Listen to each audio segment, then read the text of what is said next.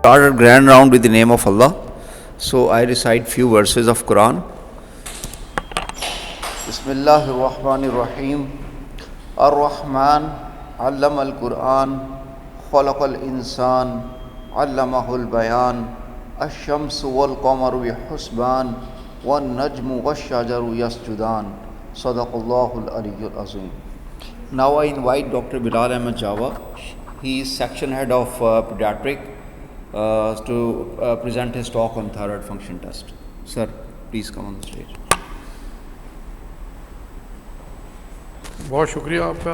Assalamu alaikum. Should we wait for the others or should we start? I think it's time already started. Because a lot of junior. Why thyroid or thyroxine is good for children? Okay, you must have come across a lot of children with developmental delay. Okay, or the parents, they come 10 years old child, the child is very slow in school, child is not progressing. Okay, or the child has got very odd behavior. Sometimes the children, they could be hyperactive. Okay, they are aggressive, right? And sometimes they are very dull. The teachers actually, they complain the child is sitting in the class sleeping, not interacting, okay, and not doing well in academics. So in either case, we have to make sure that the child is not suffering from thyroid disease. Okay, we say, oh, a child is very hyperactive. I mean, hyperactivity could be because of high levels of thyroxine as well. Okay, so just don't assume anything, please, unless you prove it. Okay, sometimes you say, it's normal. No, it could not be normal. Yesterday we saw a child, very atypical presentation. Okay, the parents have said that the child was sleeping at night, and in the morning the child was completely flat out until 12 o'clock. They were trying to wake up the child was not getting up. So while we were probing the history, so they said that it's our normal routine that we sleep at 2 in the morning or sometimes 4 in the morning. So I asked them that these children, they go to school, why are you sleeping 2 in the morning? This is nonsense. Your children are going to school, they should sleep by 9 o'clock. 10 o'clock, they should be in the bed. Lights off, no phones, nothing, no television. So why are you sleeping? There was no reason, no answer. You're just sitting, eating, watching TV, phone, TikTok, and all sorts of nonsense. I mean, you are making zulm on your children. So what happens that after taking long history, we came to realize this thing. This child has got narcolepsy with cataplexy. What is narcolepsy? They can't sleep at night. And in the morning, because there is no sleep, they get muscle weakness, flat out. And I'm sure that this child must be behaving the same in the classroom as well. Daytime sleeping and very dull. So I told the father, I was very harsh to him. I said, look, this is not acceptable and please don't come back to us. If you don't change your routine, don't come back to us, because we will do battery of tests. And you have already got, CBC, electrolytes, calcium, you name anything, it was done. And they were all normal. I said, the only thing left is, even the EEG has been done. I said, the only thing left is MRI brain. If you have too much money, give it to me, I'll give it to somebody who's poor. But please, don't waste your money, just change the routine. The whole family, they have to change the routine. He said, oh, I go to the shop, you see, I come late after 9, 10, so I want to spend time with my children. I said, this is not the way you should spend time with the children. You should spend quality time, not rubbish time. They have to go to school, they have to progress in their careers. So we have to talk to the parents, okay? We should find out what's going on before we come to a conclusion, right? So coming back to our topic, so a lot of children, they are coming to us with developmental delay, okay? As I mentioned that they have got a lot of presentations. Recently we had a diabetic child. She was in decay, severe decay, with renal failure and with hypothyroidism. Her thyroxine was, I think, 0.8 or 6, something like this. And you could see from her face that she had a typical faces. Very difficult to treat her diabetes even, okay, and to reverse her, but now, alhamdulillah, she's fine, okay, and she's doing very well. Her renal function, everything is fine. And first time, you know, here in MASH, we had to give her bicarbonate because her metabolic acidosis was not getting corrected. So we discussed with some people and they said, this is the time we have to give her bicarbonate. Otherwise, we don't give bicarbonate to DKA patients. We treat them only with the fluids and insulin. So these are the two scenarios that why would we, thyroid is very important. Okay, so physiology of the thyroid. Before we go to the physiology, please look at this, right? We all know about it. Hypothalamus is producing TRH, pituitary, it affects the pituitary and that produces TSH, okay, and then it goes to T4 and T3. So this is a basic diagram. I think we all should keep it in mind, okay, especially the young crew, okay, that when we are interpreting the results or when we are treating our patients, this diagram should be in front of us. Okay, very simple. No rocket science. Okay, so coming back to this. This production of thyroid hormone is controlled from the top, hypothalamus, pituitary, and then the thyroid gland.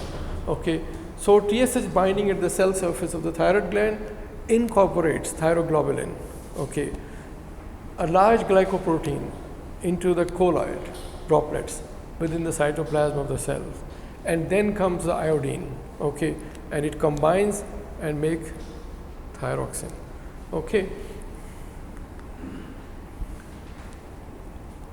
So this coupling leads to the formation of T3, right, and thyroxine, and TSH binding also stimulates degradation of thyroglobulin by lysosomal enzymes, okay, allowing the release of T4 and T3 in the bloodstream. So free T3 is secreted by the thyroid gland only by 20%, okay, and the rest is being converted from free T4. 80% comes from there, okay, right? And this production of the thyroxine is controlled by negative or positive feedback, okay, because if the thyroxine is too much, it gives a signal to TSH to suppress, okay, and then eventually thyroid production is lowered. If it's low, then it gives a signal, okay, positive signal that, you know, we have to produce more, right? So this is very simple, and this feedback is also partially, you know, regulated by TRH secretion as well, okay, which affects thyroid stimulating hormone release as well. So this is the picture. So there are only two types of tests, okay. Please, if I'm wrong somewhere, correct me, okay, I don't mind, right? So this one is a profiling test, which are biochemical tests, and the second one is the definitive test. What are the definitive tests? They are like, you know, sonography, or they are the scanning procedures, right? So coming to the profiling test, which we do every day. You know, on Thursday we have a clinic for neonates. We call the neonates who are born in this hospital on after 2 weeks, okay. So we try. I don't say that it's 100%, but we try our best that every neonate who is born in this hospital, they should come back to us on day 14. Okay, some of them, they come on day 10 as well. They said we came for gynae review, so we thought that वो क्या कहते हैं कि buy one and get two. So we thought that the child should be seen by the pediatricians as well. Okay, so what happens that why day 14? Because we all know that there is TSH surge, right, after birth. So what happens that TSH surge shows in the blood that TSH levels are very high and sometimes T4 is low as well. Parents, they get worried, right? So we reassure them that don't worry, things will be fine. But what they do is they become very edgy.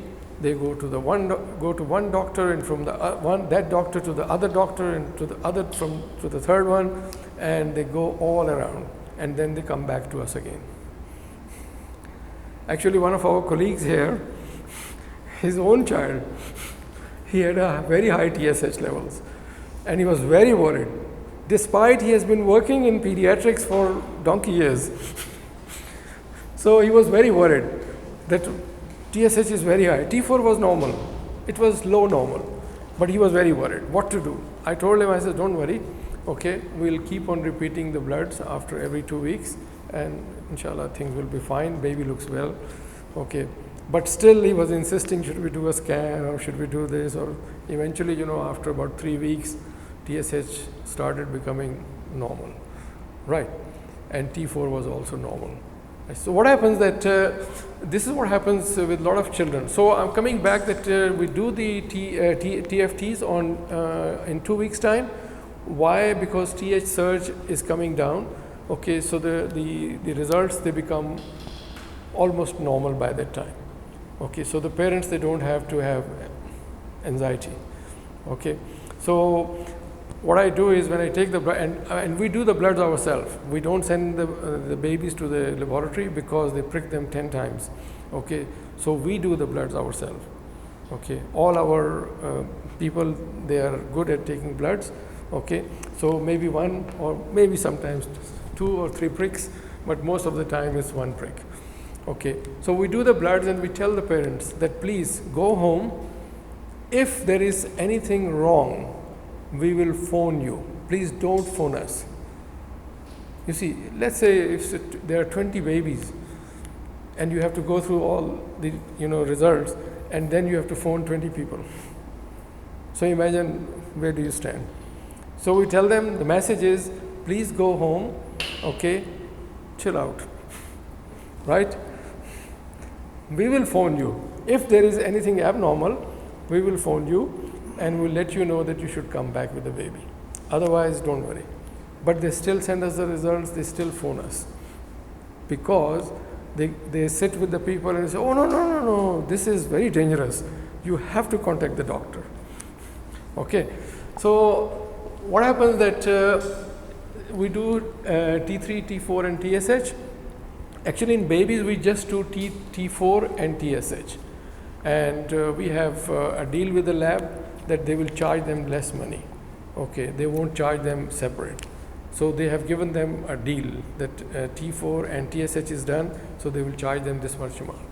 So we just do it, okay, because FT3 and all these things, they are more expensive. Okay, so in most clinical situations, free thyroid hormone fractions regulate pituitary TSH, okay, and exert a biological influence for more than T4 and T3. So the level of unbound hormone are independent of disease-induced changes in protein binding levels, where T3 and T4 may be misleading. Okay, certain drugs like phenytoin, amiodarone, and NSAIDs, they affect the hormone levels as well. So we should be careful. If there is anything abnormal, we should always ask the parents or the mother that is the child taking any medication, right?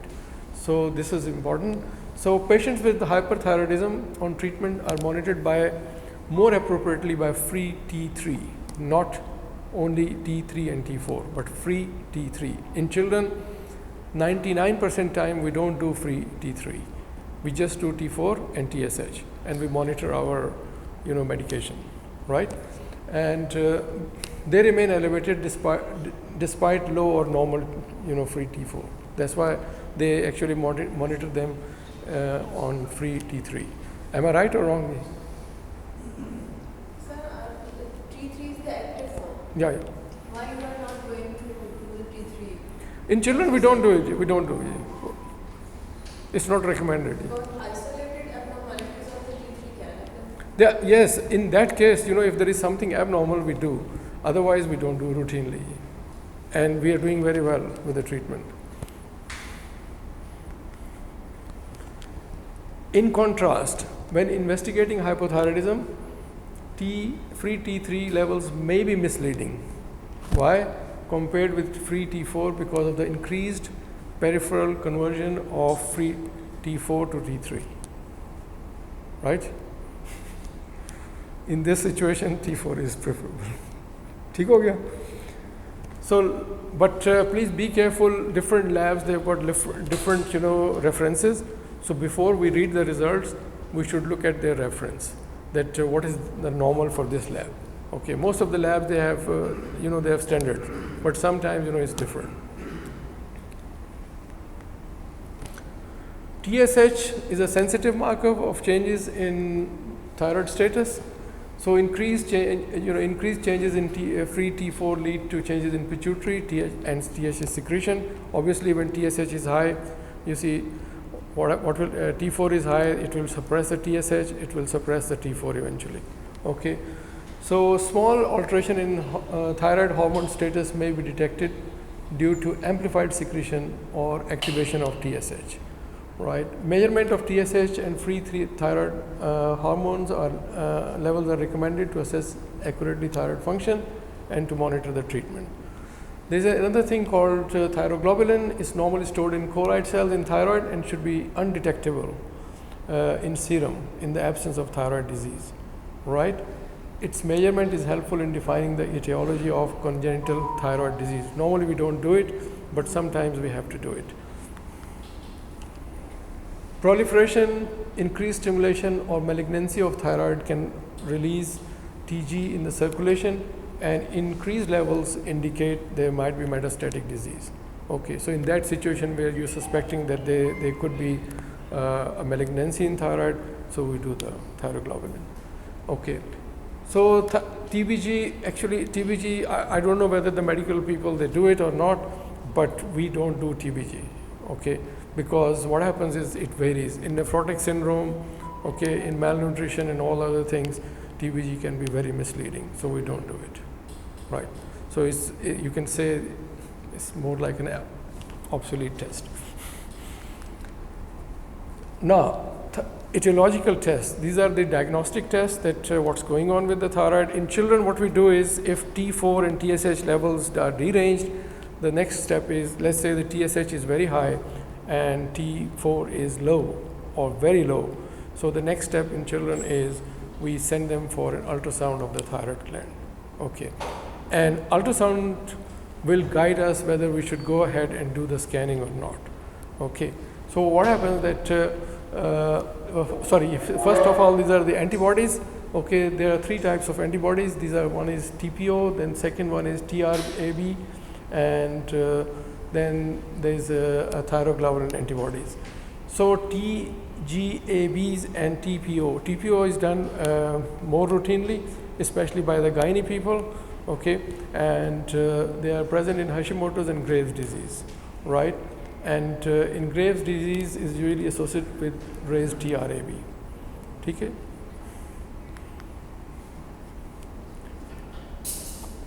Now, thyroid antibodies, they can be detected in other autoimmune diseases like diabetes, right?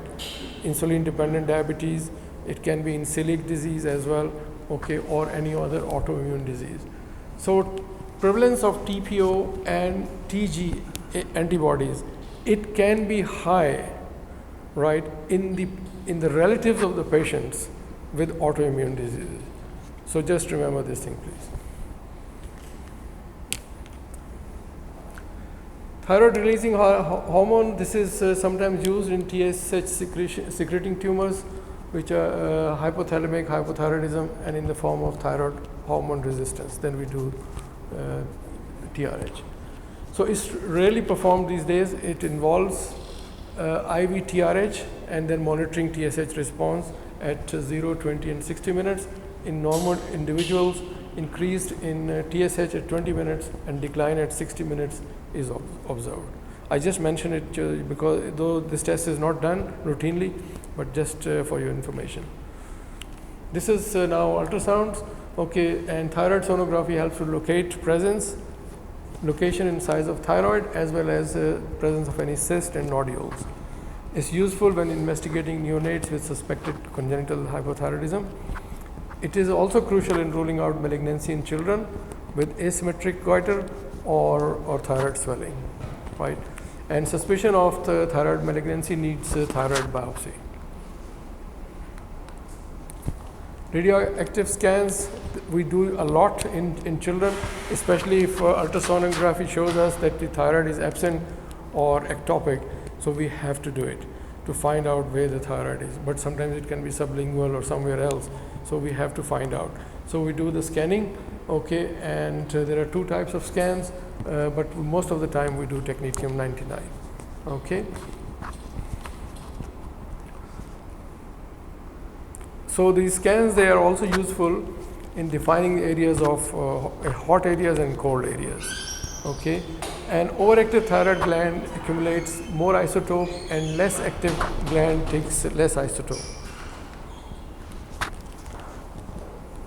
Presence of multiple hyperfunctioning areas makes malignancy unlikely, whereas focal loss of function increases the risk that a single nodule is malignant. Most of the people, they think that there are too many nodules can be malignant, but a single nodule is more dangerous, right?